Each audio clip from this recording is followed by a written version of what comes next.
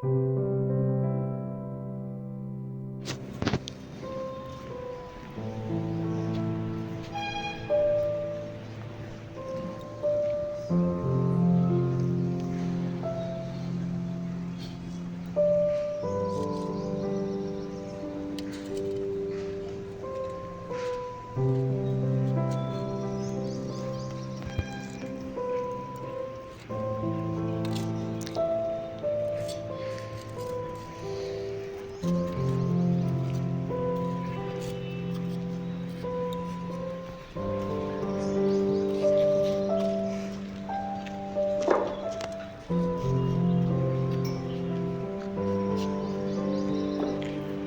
morning, students. As we said, planned yesterday, we are giving our tribute to Pope Francis. I said, who is he? He is the head of the Catholic Church plus Vatican City or Vatican country. He died on Monday, and tomorrow is his funeral. Okay? So, in his honor, we are having this श्रद्धांजलि आज उनका समर्पित करेंगे, श्रद्धांजलि समर्पित करेंगे। मैं बोल चुका हूँ कि हमारी संस्था के सबसे बड़ा हेड कौन है? यही है। वो यहाँ नहीं आते हैं, लेकिन उनके दिए हुए शिक्षा पर ही हम लोग ये स्कूल सब चलाते हैं। So we follow his values. As in today's prayer, we had about the importance of water. He also said what? About water he said, very famous quote, he said, rivers don't drink water. Rivers don't drink their own water. Like trees don't eat their own fruit. From this what we learn, what he said is, we are given many talents. That talent should not be used only for our development, only for us. It should be used for others also. जो हमारे लिए, हमारे पास जो talent है, जो भी है क्षमता है, वो केवल अपने लिए नहीं, अपनी उन्नति के लिए नहीं, दूसरों की और दुनिया की उन्नति के लिए भी हमें देना चाहिए। जैसे नदियां देती है, पेड़ पौधे देते हैं। इसलिए भी दुनिया में बहुत लोग इनको मानते हैं, सब कोई मानते हैं, क्योंकि बहुत बड़ा आदमी है लेकिन बहुत सिंपल है। ये बड़े आदमी होकर जब अफ्रीका गए थे, अफ्रीका के सब देश के नेताओं के पैर पर गिरे, विशेष करके सूडान में, उस समय वहां लड़ाई हो रहा, तो पैर पर गिरे और बोले कि आप लोग लड़ाई को रोकिए। और मारने से पहले, कुछ क्षण पहले भी इस्राएल को बोले कि आप गाजा पर बमबारी कर रहे हैं, उसको रोकिए। तो वो दुनिया की शांति चाहते थे। He wanted to keep peace in the world, and he lived a simple life. जैसे पीएम के लिए हाउस है, उसी प्रकार वहाँ रोम में वटिकन में प्रेसिडेंट के लिए पैलेस है। वो बोले हम नहीं, उसमें नहीं रहे, एक साधारण मकान में थे।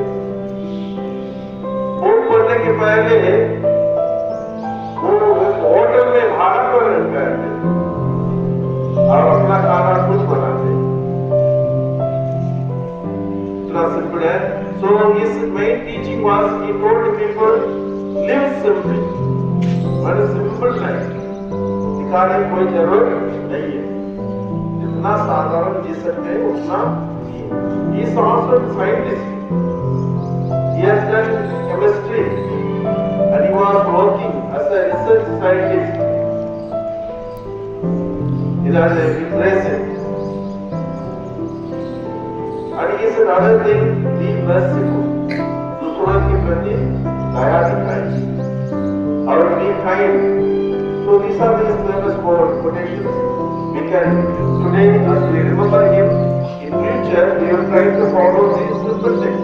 We will try to live a simple life to honor him. So today, as a tribute, we will like to have more about Francis, which had come in newspaper, basket. So I request Ramesh sir to come on the stage and read about that.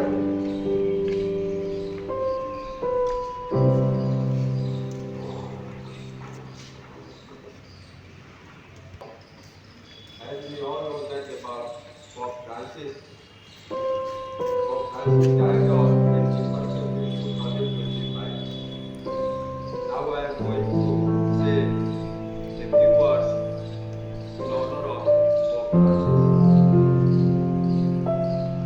ईसाई धर्म के सबसे बड़े धर्मगुरु pope Francis की संसार से विदाई एक अपूरणीय क्षति है। संसार में ईसाई धर्मावलंबी सबसे ज्यादा है और केवल ईसाई ही नहीं बल्कि तमाम धर्मों के लोगों ने दुख का इजहार किया है। तो आश्चर्य नहीं, पोप फ्रांसिस लगभग 12 वर्षों तक रोमन कैथोलिक चर्च का नेतृत्व करते रहे और इस दौरान उन्होंने पूरी दुनिया में अपने लिए सम्मान अर्जित किया। वह जहाँ भी जाते थे उन्हें देखने के लिए लोग उमड़ पड़ते थे। पद पर रहते हुए उन्होंने लोगों को सदा सद्भावना का संदेश दिया। रविवार को पोप फ्रांसिस ने ईस्टर संडे के अपने संबोधन में विचार की स्वतंत्रता और सहिष्णुता का आह्वान किया था। बेसिलिका की बालकनी से उन्होंने 35,000 से अधिक लोगों को ईस्टर की शुभकामनाएं दी थी और आशीर्वाद देते हुए कहा था, धर्म की स्वतंत्रता, विचार की स्वतंत्रता, अभिव्यक्ति की स्वतंत्रता और दूसरों के विचारों के सम्मान के बिना शांति नहीं हो सकती है। जाहिर है, इसका इशारा दुनिया के संकटग्रस्त समुदायों की ओर था। पोप फ्रांसिस दुनिया में युद्ध रोकने की कोशिश सतत करते रहे। उन्होंने कभी ऐसा कोई कार्य नहीं किया जिससे तनाव पैदा हुआ है। उन्हें हमेशा इस बात की चिंता रही कि यहूदियों को निशाना न बनाया जाए। अरब दुनिया में यहूदी विरोधी भावना न फैले। गरीबों के प्रति अपने विनम्र व्यवहार और गहरी करुणा के लिए उन्हें याद किया जाएगा। पोप बेनेडिक्ट के इस्तीफे के बाद 2013 में वह पोप चुने गए थे। गरीबों और हाशिए पर पड़े लोगों के प्रति अपनी गहरी प्रतिबद्धता के चलते फ्रांसिस को छुट्टियों के पोप उपनाम से भी पुकारा गया। वह निरंतर गरीबों के बीच जाते रहे, गरीबों के हित में सामाजिक न्याय की परोपकारी करते रहे और चर्च को उपेक्षितों और उत्पीड़ितों की शरणस्थली के रूप में देखते थे। वह अपने पूर्ववर्तियों की तुलना में ज्यादा उदार थे और उनके समय अनेक उपेक्षित समूहों को पूरी उदारता से चर्च के संरक्षण में लिया गया। उनकी नजर हमेशा उपेक्षितों पर टिकी रहती थी। वो इसके बीच बदली के ईसाई का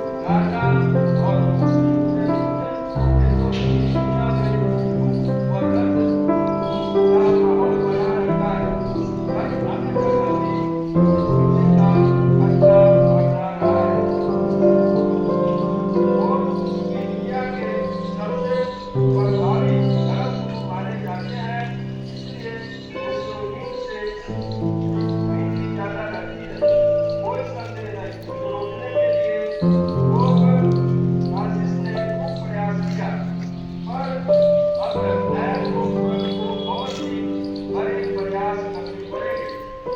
निकट भविष्य में यदि युद्ध रुक जाए तो यह पोप फ्रांसिस की सच्ची श्रद्धांजलि होगी।